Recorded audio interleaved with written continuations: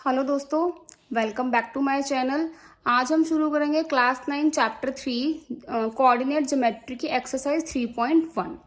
शुरू करते हैं question number 1। How will you describe the position of a table lamp on your study table to another person. ये हमें एक table दे रखा है, इस टेबल के ऊपर एक लैम्प रखा गया है।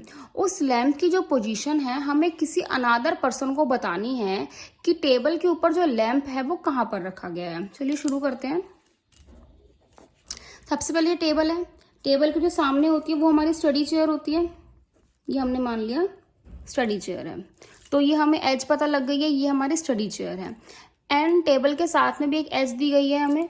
इसको हमने बेड, वॉल कुछ भी मान लेते हैं। मैंने इसको वॉल मान लिया कि ये वॉल है। वॉल के साथ में टेबल रखा गया है। इसकी दो एजेस हमें मिल जाती हैं। जैसे कि मैंने आपको इंट्रोडक्शन में बताया था, जो हमारी कोऑर्डिनेट ज्योमेट्री है, हम लोग इसमें क्या करते हैं, किसी भी नंबर की पोजीशन को बताते हैं। तो हमें लैंप की पोजीशन को बताने के लिए कि लैंप कहाँ पड़ा है, हमें उसके कोऑर्डिनेट्स की जरूरत होगी। अनदर पर्सन को बताने के लिए उसके कोऑर्डिनेट्स हमें जरूर चाहिए होंगे। तो हम क्या करेंगे, यहाँ पर जो कोऑर्डिनेट्स है उनको एज्यूम करेंगे, एग्जैक्ट नहीं रखेंगे। तो मैं मान लेती हूँ कि जो वॉल है, वॉल से 7 यूनिट की दूरी पर मेरा लैंप पड़ा है। एंड स्टडी चेयर से मैंने मान लिया 5 यूनिट है। तो मैंने ये एज्यूम कर लिया कि यहाँ से 7 यूनिट है एंड यहाँ से 5 यूनिट है, क्योंकि हमें दो एजेस गिवन है। तो हम इसको कैसे लिखेंगे, hence the position of the table lamp will be. क्या पोजीशन होगी उसकी, जैसे कि आपको मैंने बताया था इंट्रोडक्शन वाली वीडियो में, जो हमारी हॉरिजॉन्टल लाइन होती है वो हमारी एक्स एक्सिस को बताती है, एंड जो हमारी वर्टिकल लाइन होती है वो हमारी वाई एक्सिस को बताती है। तो जो यहाँ से वॉल से 7 यूनिट की दूरी है वो क्या बता रही है हमें, एक्स एक्सिस। तो यहाँ पर 7 आ जाएगा। एंड स्टडी चेयर से जो हमारी लैंप तक की दूरी है 5 यूनिट्स, वो हमें क्या बता रही है, वाई एक्सिस। तो यहाँ पर 5 आ जाएगा।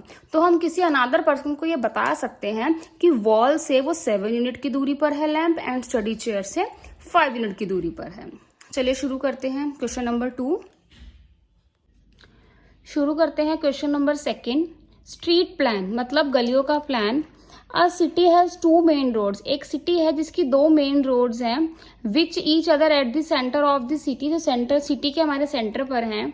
There are 2 roads are along the north south and east west direction. जो दोनों रोड्स हैं वो हमारी north south and east west direction में से मैंने यहाँ पर ड्रॉ किया है, north south and east west direction में है। All the other streets of the city running parallel to these road. जो भी इस सिटी से और भी स्ट्रीट्स निकल रही हैं वो इन्हीं के पैरेलल्स होंगी। एंड आर 200 मीटर अपार्ट, और उनके बीच में जो गैप होगा वो 200 मीटर का ही होगा।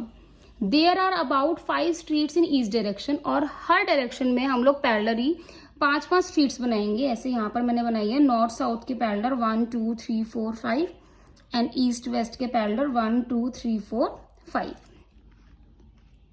और इन सबके बीच में 1 सेंटीमीटर का गैप रहेगा। इसका मॉडल ड्रॉ करना है जो मैंने किया है नीचे।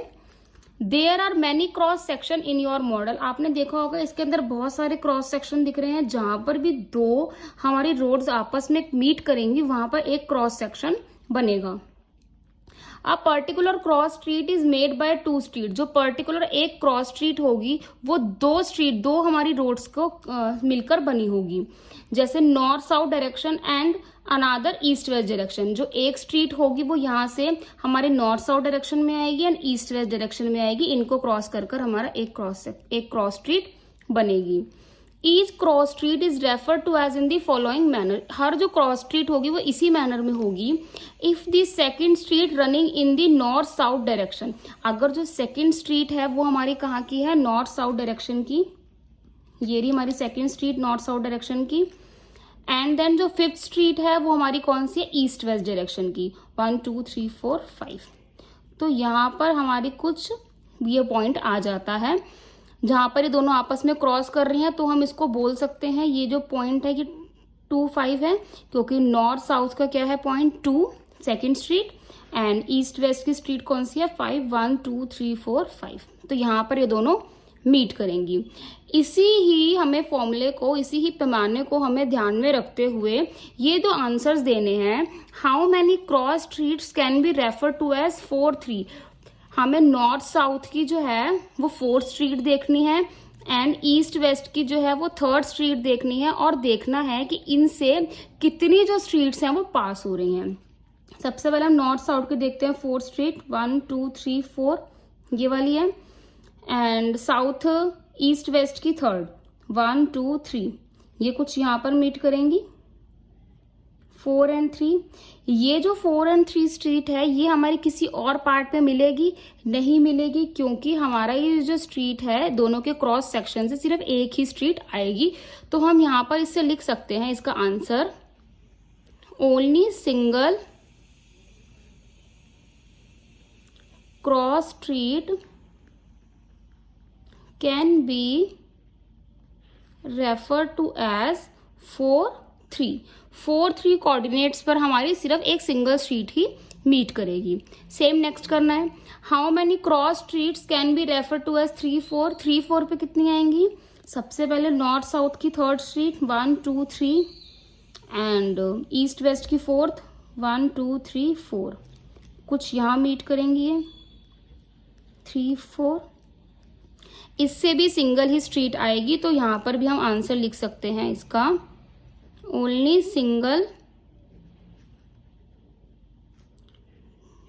Cross street can be refer to as 3-4। Okay, तो एक्सरसाइज 3.1 होती है खत्म। Thank you.